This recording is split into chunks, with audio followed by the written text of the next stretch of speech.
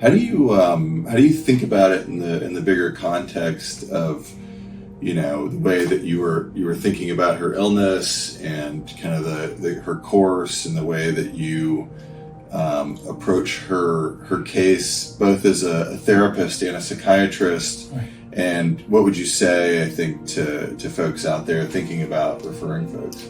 Specifically with her case, it was very demoralizing as being the attending psychiatrist in therapy, because you could not sustain improvement. It would just be like sand going through your fingers, and you would see a little bit of improvement from the ECD, but then just relapse, just immediately relapse. And we were quite desperate, and basically all we would have to offer her would be some form of institutional existence. And if this new treatment didn't become available to us, and without actually observing it as a participant, you wouldn't believe that something like this was possible. Yeah. The transformation is that dramatic. It's from a person who was literally a hermit, who had no friends, no social interactions,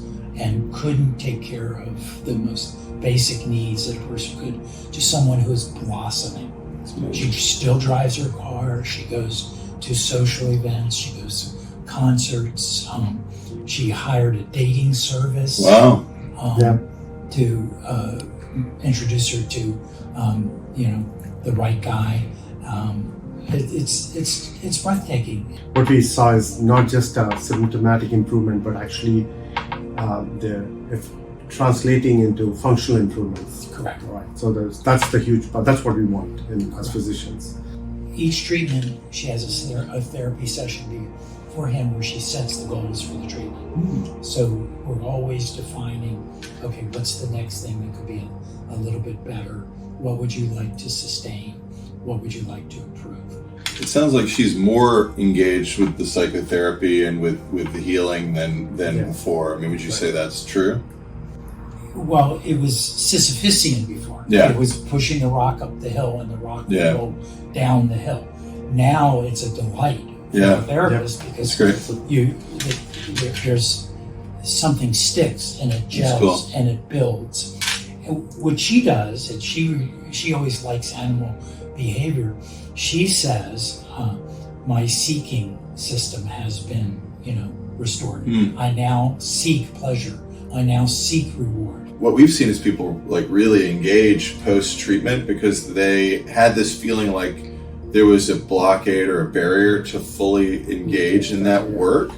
And then what they've said to me is, now I feel like I can truly kind of do the work. Without a doubt. And then that's clearly observable, not only in her case, but in the other cases that we've collaborated on. That pleasure reward system that is so fragile and so dormant comes back to life and comes online. Our collaboration has been very complementary, and I think we were so precise because of the collaboration that I think you and I can talk about other cases where we could say, well, this is the target we need to go after, and we did it and it worked. Right? So that's, I think, one of the things that as we are embarking on this new brain medicine, I think that is an important factor of understanding, selecting the right patient with the right intervention. I think that has been amazing. Of course we're scientists in every way, and we try to do the best for our patients. But I think we've learned that this method works. The collaboration between the two physicians to collaborate, in terms of seeking the right target.